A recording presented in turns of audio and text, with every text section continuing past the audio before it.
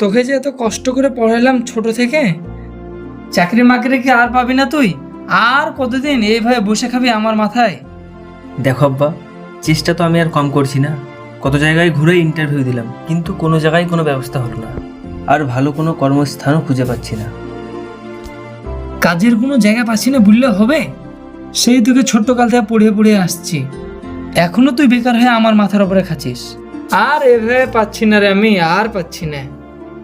আমি তোমার কষ্ট সবই বুঝতে পারছি আব্বা, আমি কি করবো বলো? এখন ভালো রেজাল্ট আর ভালো ডিগ্রি হলেই চাকরি হয় না, তার সঙ্গে সঙ্গে নেতা মন্ত্রীদের সুপারিশও লাগে, যেটা আমাদের নেই। এ বললে হবে? তুই একটা কোনো একটা কাজের ব্যবস্থা কর, আমি এইভাবে আর তোকে খাতে দিতে পারছি না। ওই খাওয়ার সময় তোমার রোজ একই কথা, খাবোই না ভাত আমি আর। খাবি না তো কাকে গরম দেখাচ্ছিস? আমিও আর খাবো না। এই কই রে, ভাত দিলা ঢাক।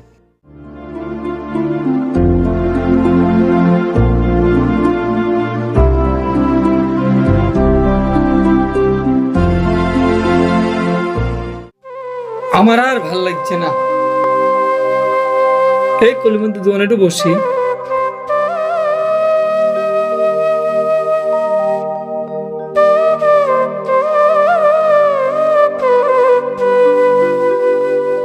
কি ব্যাপার গো ভাই, তোমার মন মেজাজ খারাপ মনে হচ্ছে? সবই তো বুঝতে পারছো ভাই, ছেলেটাকে সে ছোট থেকে মিশনে পড়ালাম, ছেলেটা কোনো চাকরি মাকরি পাইলো না। তাই গো ভাই, সবই বুঝতে পারছি। 2 বছর থেকে ইন্টারভিউ আর ফর্মে যে আমার কত টাকা গেল তার কোনো ঠিক ঠিকানা নাই। তাই গো ভাই। কোনো জায়গা থেকে একটা চাকরির ব্যবস্থা করতে পারলো না। কি ব্যাপার চাচা, আপনার ছেলে চাকরি পাচ্ছে না নাকি? না গো বা, কত জায়গায় চেষ্টা করলো ছেলেটা, চাকরি পেল না। রেজাল্টও ভালো। তুমি তো কোর্ট মোট পড়ে আছো, দেখে মনে হচ্ছে বড় চাকরি করো। তো আমার ছেলেটার কোনো চাকরি মাকরি করে দিতে পারবা না? আচ্ছা, আপনার ছেলে চাকরির জন্য তো বলছেন, রেজাল্টও ভালো বলছেন, কিন্তু চাচা এই যুগতে এভাবে চাকরি হয় না।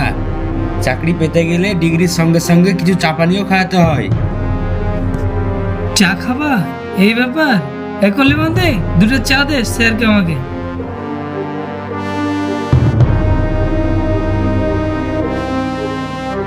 এই লাও চা। এই চা সে চা নয় চাচা।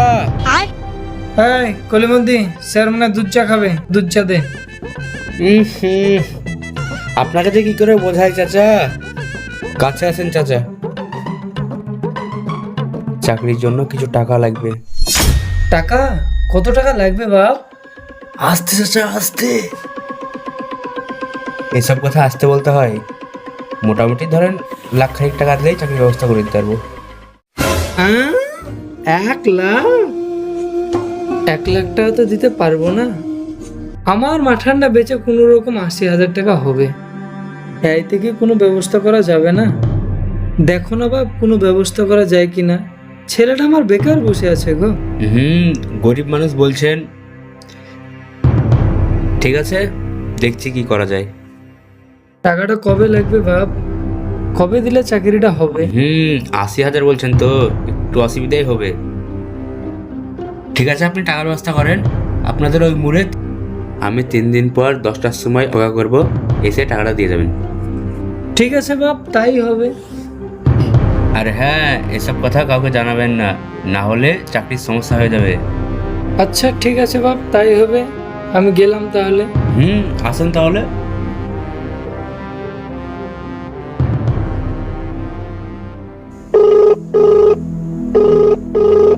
হ্যালো, বল আব্বা। কোথায় আছিস রে তুই? বাড়িতে দেখতে পাচ্ছি না। কলকাতায় ইন্টারভিউ দিতে এসেছি।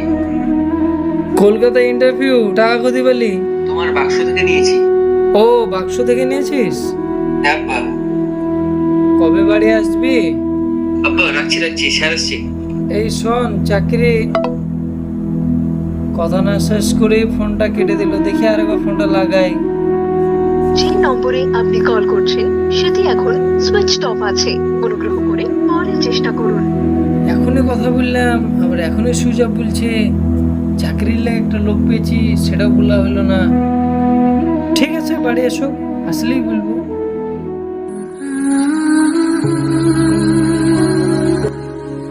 টাকাও তো নিয়ে চলে আসলাম, 10টা বেজে গেল, এখনো আসছে না। টাকা এনেছেন? হ্যাঁ বাপ, এনেছি, এই লাও। পুরো 80,000 আছে তো? হ্যাঁ বাপ, পুরো 80,000 আছে। ঠিক আছে। বাপ, চাকরিটা কবে পাবে আমার ছেলে? চাকরি হয়ে যাবে, কোনো সমস্যা নেই। আপনার ছেলেকে ডেকে নেওয়া হবে। আর চাকরি পেতে যদি কোনো সমস্যা হয়, এতে আমার নাম্বার অ্যাড্রেস লেখা আছে, যোগাযোগ করবেন। আমার ছেলে চাকরিটা একটু তাড়াতাড়ি করে দিও বাপ। আমার মাঠে যা জমি ছিল সব বেচে দিয়ে তোমাকে টাকাটা দিলাম, আমি নিঃস্ব হয়ে গেলাম, আমি গরিব মানুষ। আপনি কোনো টেনশন নেবেন না, যেহেতু দিয়েছেন টাকা, আপনার ছেলের চাকরি পাকা।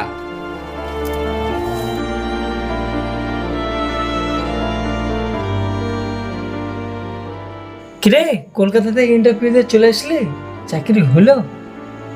না গো আব্বা, চাকরি হয়নি। হ্যাঁ খেবার, টেনশন করিস না, একটা লোক পেয়েছি, 80,000 টাকা দিয়েছি, চাকরি একদম পাক্কা। অত টাকা তুমি কুতি পেলে গো আব্বা? মাঠে যে জমিটা ছিল না আমাদের, ওটা বেচেই টাকা দিয়েছি, চাকরি তোর হবেই এবার। কি কাজ করেছো গো আব্বা? ঘুষ দিয়েছো? তুমি জানো না ঘুষ দেওয়ার কারণে কত হাজার হাজার চাকরি বাদ হলো? চাকরি হবে না মানে? তুই আর যুগ জামানায় কি বুঝলি? তুমি বেশি বুঝেছো। তুমি যাকে টাকা দিয়েছো তাকে কি তুমি চিনো? হ্যাঁ হ্যাঁ, পাগলা, চিনি মানে? আমি কি এত কাছাকাছি কর লোক? তার নাম ঠিকানা সব লিখে রেখেছি, দেখি দেখি। দেখ। আব্বা, এ কি গো, এত তো কিছু লেখা নাই। এ সাদা কাগজ ধরে চলে গেছো আব্বা। কই দেখি দেখি। এ কি কাজ করেছো গো আব্বা? এই চারিদিকের ঝামেলা অশান্তি আমার আর ভালো লাগছে না। এ ধরো ধরো, ফাইলটা ধরো, ঘরে থাকা।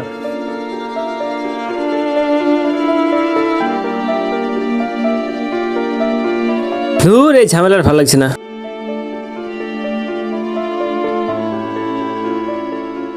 কি ভাই, তোমার মন খারাপ মনে হচ্ছে কেন?